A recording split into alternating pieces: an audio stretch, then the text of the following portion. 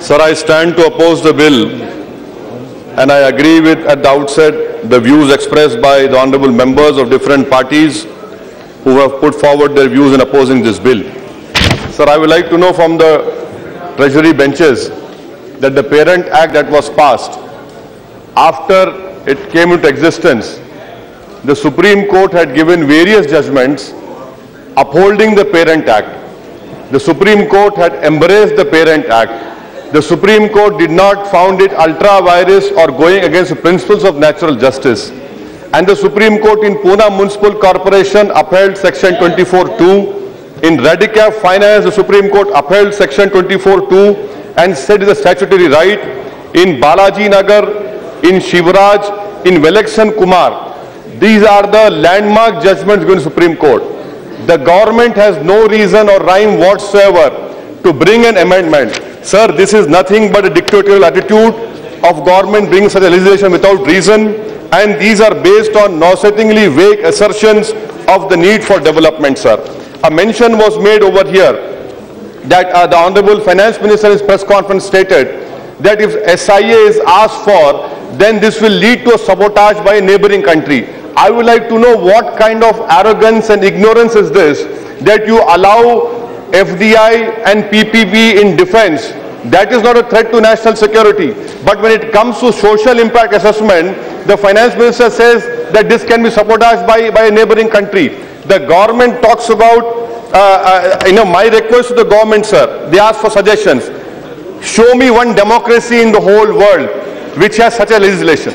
Show me one government in the world which takes lands from farmers, from people and resources, from fishermen, and gives it to private individuals. We cannot give any example in any democracy wherein such a law was enacted. If you want land development, and who's stopping it? And this talk that industries development has not taken place, sir, we would like to educate the Honorable Prime Minister that in 66 years, yes, development has happened. The development that has not happened, which we wanted, that is true. But to say it has not happened, and I have an Alauddin ka lamp which I rub and everything happens, what's going to happen? Sir, let me also put, why can't the government ask the government to go for private purchase? Cochin Airport is the biggest example of acquisition through consultation. Ahmedabad has done a study on it.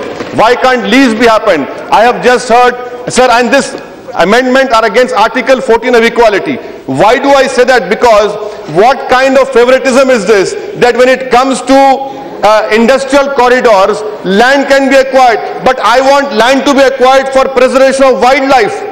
What about preservation of wildlife? So that is why this goes against Article 14. Your amendments are extra constitution. They will not stand the test of law as the Parent Act has stood and withstood the test of law. Sir, the government argument is about eminent domain, where I agree eminent domain is there, but eminent domain cannot go against Kameshwar Singh Supreme Court judgment. Justice Mahajan found that even if the Constitution did not expressly provide that a public purpose was required for employing eminent domain, such a condition is employed.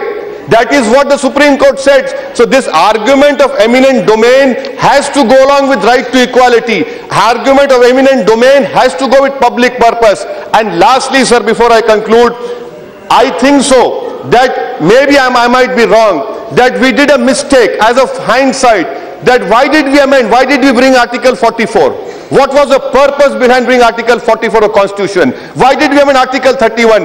Did we bring in 44th Constitutional Amendment? Did we amend Article 31 so that our resources of poor man can be given to rich people? As I can give an example, Telugu Desam people have just now set up Hyderabad.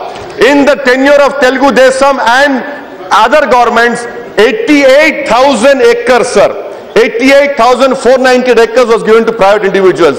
The CAG report said 88,000 was given to 1,000 people, and the CAG report said no public purpose was served.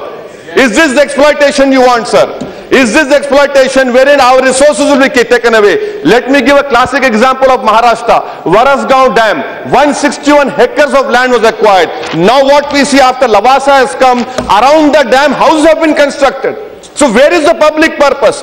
This amendment, this bill is nothing but a tool to exploit the people of India and to ensure that in this farce of development, you want to ensure that all these corporates can take away all our resources. That is why, sir, I oppose this bill. I oppose all this amendments the government is moving, and this is extra constitution. And lastly, sir, my last point is, this government stands by the theory of integrative humanism of Pandit Deendayal Upadhyaya. Pandit Deendayal Upadhyaya strictly opposes theory, but in his theory he said about land, about forest. Where is your ideologue theory? Why are you not standing by the theory of your ideologues? Thank you, sir.